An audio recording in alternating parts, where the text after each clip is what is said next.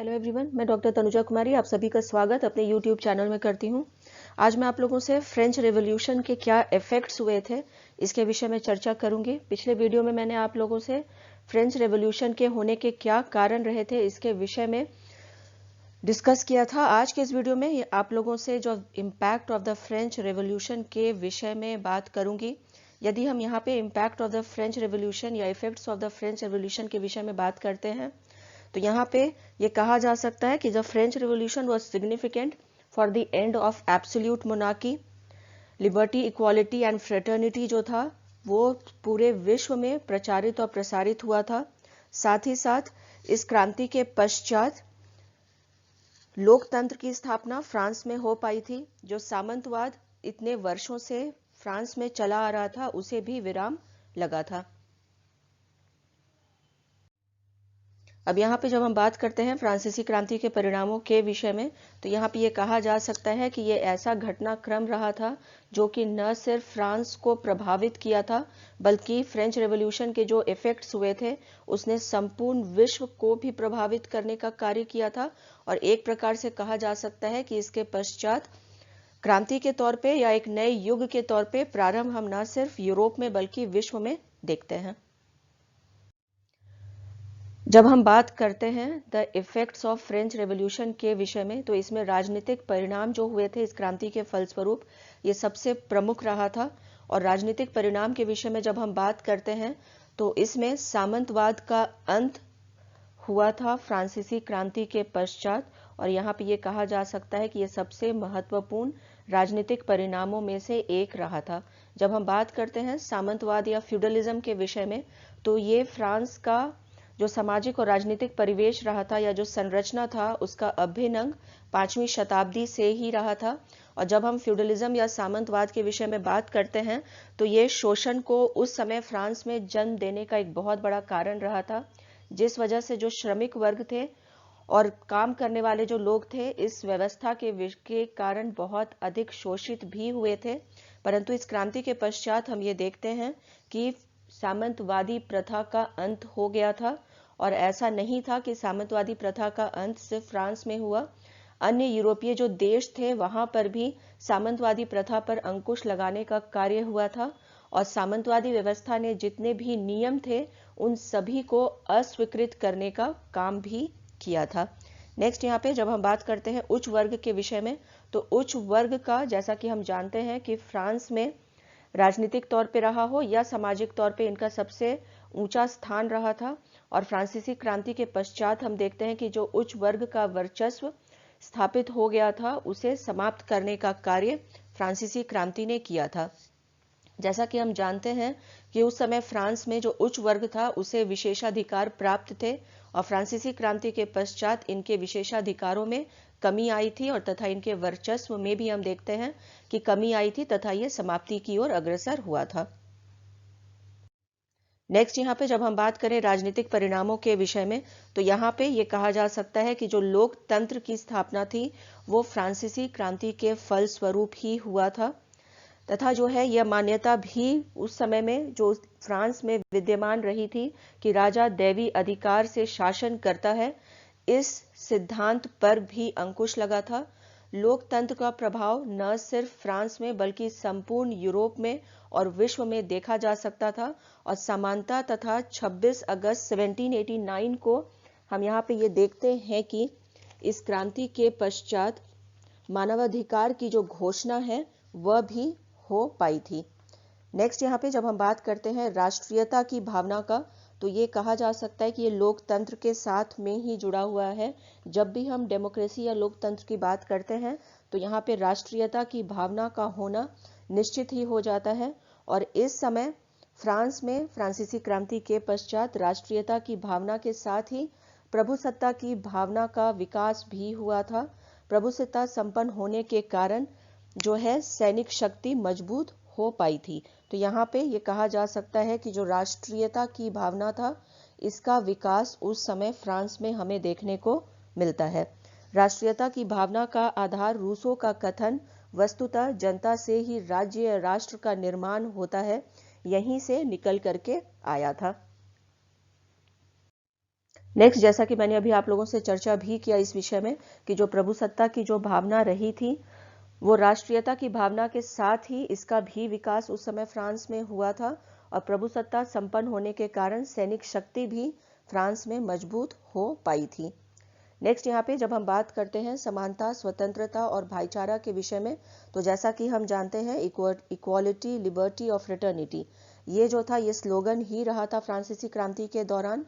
और इसमें जो है बहुत बड़ा योगदान इस स्लोगन के लिए, या जो ये 3 महत्वपूर्ण शब्द उस समय उभर के आए थे, इसके लिए जो बौद्धिक उस समय जागरण के लोग जो थे, जो उत्तरदायी रहे थे, या जो उस समय इंटेलेक्चुअल क्लास के जो लोग थे, उनका इसमें बहुत बड़ा योगदान हमें देखने को मिलता है। और इसने समानता, स्वतंत्रता और भाईचारे ने न सिर्फ संपूर्ण फ्रांस बल्कि यूरोप तथा विश्व को प्रभावित करने का कार्य किया था, और पूरे विश्व में लोकतंत्र की स्थापना के तरफ इसका विकास या इसकी स्थापना के लिए भी ये उत्तरदायी रहा था। नेक्स्ट, यहाँ पे जब हम राजनीतिक परिणाम के विषय में और अधिक बात करें, तो राज सत्ता का अंत भी जो है ये बहुत बड़ा परिणाम रहा था। जैसा कि हम पहले भी बात कर चुके हैं कि उस समय फ्रांस में फ्रांसीसी क्रांति के पश्चात लोकतंत्र की स्थापना हुई थी। जब हम लोकतंत्र की बात करते हैं तो उसके साथ ही ये समझा जा सकता है कि उस समय फ्रांस में राज सत्ता का अंत जो है वह हो गया था, और इसके साथ ही फ्रांस में सुधार कार्य भी होने लगे थे, और इसका परिणाम लोगों को जो है वो साफ साफ दिखाई दे रहा था। नेक्स्ट, यहाँ पे यदि और हम बात करें राजनीतिक परिणामों के विषय में, तो जब हम लोकतंत्र की बात करते हैं या लोकतंत्र की स्थापना की बात करते हैं, और इसके साथ ही साथ जो है ये भी समझा जा सकता है यहाँ पे कि जो है प्रशासनिक तंत्र जो है वो प्रभावी तौर पे स्थापित हो पाई थी फ्रांस में। फ्रांस का उस समय का जो संरचना रहा था पहले से ही राज सत्ता का, वो क्योंकि अंत हो गया था, तो एक यहाँ पे कहा जा सकता है कि एफिशिएंट जो है मशीनरी एडमिनिस्ट्रेटिव स्ट्रक्चर का वो स्टैब्लिश हो पाया था उस समय। क्योंकि हम जैसा कि जानते हैं, जब हम बात कर रहे थे causes of the French revolution के विषय में, तो उसमें लगातार हम इस चीज के विषय में चर्चा कर रहे थे कि फ्रांस में 175 वर्षों से कोई भी कॉन्स्टिट्यूशनल बॉडी का कोई भी अधिवेशन नहीं बुलाया गया था। परंतु जब फ्रांस में लोकतंत्र की स्थापना हुई, उसके साथ ही प्रशासनिक तंत्र का भी स्थापना हुआ था, और जो कॉन्स्टिट्यूशन का हम कह सकते हैं कि स्थापना या उसका क्या इम्पोर्टेंस होता है, ये उस समय फ्रांस के लोगों को समझ में आने लगा था, और प्रभावी तरीके से प्रशासनिक तंत्र को स्थापित करने में भी इसने महत्वपूर्ण योगदान दिया था। नेक्स्ट, यहाँ पे जब हम बात करते हैं आर्थिक परिणामों के विषय में, तो जिस प्रकार से राजनीतिक परिणाम उभर करके सामने आते हैं फ्रांसीसी क्रांति के पश्चात, ठीक इसी प्रकार से आर्थिक परिणाम भी हमारे समक्ष उभर करके आते हैं। जब हम बात करते हैं यहाँ पे आर्थिक परिणामों के विषय में, तो इसमें सर्वप्रथम हम देखते हैं कि इसने नई नवीन अर्थव्यवस्था को जन्म देने का कार्य किया था। यहाँ पे यदि हम कह रहे हैं या बात कर रहे हैं नवीन अर्थव्यवस्था के विषय में, तो ये जुड़ा हुआ है सामंतवादी व्यवस्था के अंत के साथ में। क्योंकि उस समय फ्रांस में फ्यूडलिज्म का अंत हुआ था, तो यहाँ जो वर्ग बना हुआ था उच्च वर्ग का और शोषित वर्ग का, उसमें जो भिन्नता नजर आती थी वो कहीं ना कहीं समाप्त हो गई थी, और साथ ही साथ इसने एक नवीन अर्थव्यवस्था को स्थापित करने के लिए और उसे जन्म देने का कार्य भी किया था। नेक्स्ट, यहाँ पे जब हम बात करें और अधिक आर्थिक परिणामों के विषय में, तो इसमें अहस्तक्षेप की नीति भी जो है वह हमारे समक्ष आती है। वाणिज्य एवं व्यापार के क्षेत्र में अहस्तक्षेप की नीति या लेसेस फेरे की जो नीति है वो अपनाई गई थी। इस नीति ने पूंजीवाद को प्रोत्साहित करने का जो है वो कार्य भी किया था। अब जब यहाँ पे हम बात कर रहे हैं पूंजीवाद को जन्म देने का, तो यहाँ पे यह समझा जा सकता है कि जो व्यापारी वर्ग था, जिस समय मैं आप लोगों से बात कर रही थी the causes of the French revolution के विषय में, कि जो व्यापारी वर्ग था वो भी उस समय के राज सत्ता से या जो राजा था उसके खिलाफ हो गया था, और उससे शुभ भी था क्योंकि बहुत अधिक कर लादा गया था व्यापारी वर्ग पे। परंतु लोकतंत्र की स्थापना के साथ में फ्रांसीसी क्रांति के पश्चात हम ये देखते हैं कि वाणिज्य और व्यापार के क्षेत्र में उन्नति हुई थी, हस्तक्षेप की नीति अपनाई गई थी, और इसी ने आगे चल करके हम कह सकते हैं कि फ्रांस में पूंजीवाद को जन्म देने का कार्य भी किया था। नेक्स्ट, जब हम यहाँ पे चर्चा करते हैं और अधिक पूंजीवाद के विषय में, तो जैसा कि मैंने अभी आप लोगों से कहा भी कि पूंजीवाद को उस समय फ्रांस में बढ़ावा मिला था और इसे प्रोत्साहन भी मिला था। पूंजीवाद के विषय में जब हम बात करते हैं तो पूंजीवाद जो है वो जुड़ा हुआ है अर्थव्यवस्था के साथ में ही। पूंजीवाद का जन्म तभी ही होता है जिस समय आर्थिक स्थिति जो है वो मजबूत होती है, परंतु यहाँ पे हम कह सकते हैं कि एक नेगेटिव एस्पेक्ट भी इसका जरूर होता है कि वो कैपिटलिस्ट क्लास को जन्म देता है और फिर से एक शोषित वर्ग को भी जन्म देने का कार्य करता है। परंतु इससे पहले, क्रांति से पूर्व, फ्रांस में जो आर्थिक स्थिति बनी हुई थी, व्यापार और वाणिज्य बिल्कुल नगण्य हो गया था, या हम कह सकते हैं कि ना के बराबर हो रहा था। तो उस समय की फ्रांस के आर्थिक परिवेश को देखते हुए पूंजीवाद जो है वो एक वरदान की तरह उस समय साबित हुआ था, क्योंकि इन्हीं ने, या जो ये क्लास है कैपिटलिस्ट का, उसने फ्रांस में अर्थव्यवस्था को मजबूती प्रदान करने का कार्य भी किया था। नेक्स्ट यहाँ पे जब हम बात करें और अधिक आर्थिक परिणामों के विषय में, तो ये कहा जा सकता है कि जो फ्रांस की अर्थव्यवस्था है उस पर सकारात्मक प्रभाव हमें देखने को मिलता है। फ्रांस की अर्थव्यवस्था पर बहुत अच्छे परिणाम कहे जा सकते हैं कि फ्रांसीसी क्रांति के हुए थे। नवीन आर्थिक नीति के कारण फ्रांस में उद्योग एवं व्यापार बहुत जल्दी विकसित हुआ था। इस कारण फ्रांस अब इंग्लैंड से भी प्रतिद्वंदिता प्राप्त कर लिया था। जैसा कि हम जानते भी हैं कि उस समय फ्रांस से अधिक विकसित जो है वो इंग्लैंड रहा था, और केंद्र जो है हालांकि शिफ्ट हो गया था फ्रांसीसी क्रांति के दौरान यूरोप में फ्रांस की तरफ। तो यहाँ पे फ्रांस में अचानक से जो अर्थव्यवस्था में सकारात्मक प्रगति देखने को मिली थी, इसने कहीं ना कहीं इसे इंग्लैंड के समकक्ष ला खड़ा किया था। उद्योग व्यापार के विषय में यदि हम बात करें तो, और आर्थिक परिणामों के विषय में जब हम चर्चा करें, तो जैसा कि मैंने पहले भी कहा कि जो व्यापारी वर्ग था वो बहुत अधिक शुद्ध थे। इसी वजह से भी जो है ये कारण भी बना था फ्रांसीसी क्रांति के होने का। परंतु लोकतंत्र की स्थापना के साथ में हम ये देखते हैं कि उद्योग और व्यापार में भी तीव्र विकास हुआ था। जब भी हम लोकतंत्र की स्थापना के बारे में बात करते हैं तो उसे चलाने के लिए एक सशक्त अर्थव्यवस्था की आवश्यकता होती है। और यहाँ पे यदि हम अर्थव्यवस्था के विषय में बात करें कि किस प्रकार से उसे सशक्त बनाया जा सकता है, तो उसमें उद्योग और व्यापार का बहुत ही महत्वपूर्ण योगदान होता है। और क्योंकि लोकतंत्र की स्थापना हुई थी तो उद्योग और व्यापार को बढ़ावा भी मिला था, और इसके विकास के साथ में हम कह सकते हैं कि इसके सकारात्मक जो प्रभाव हैं वो हमें फ्रांस में दिखने लगे थे। नेक्स्ट यहाँ पे जब हम फ्रांस में अर्थव्यवस्था में प्रगति के विषय में बात करते हैं, तो उस समय के सबसे शक्तिशाली देशों में जो यूरोप में रहा था वो इंग्लैंड था।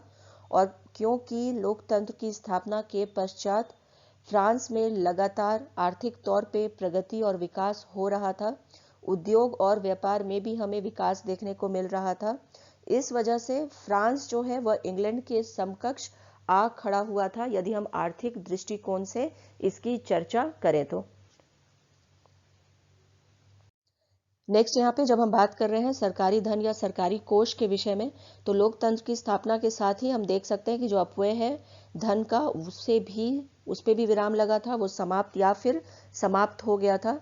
यहाँ पे ये समझा जा सकता है इसे इस प्रकार से, जैसा कि मैंने आप लोगों से बात किया है जो causes of the French revolution वाले वीडियो में, कि उस समय का जो राजतंत्र था वो विलासितापूर्ण जीवन व्यतीत करता था। बहुत अधिक धन उनके द्वारा व्यतीत किया जाता था खुद के उनके अपने रख रखाव में।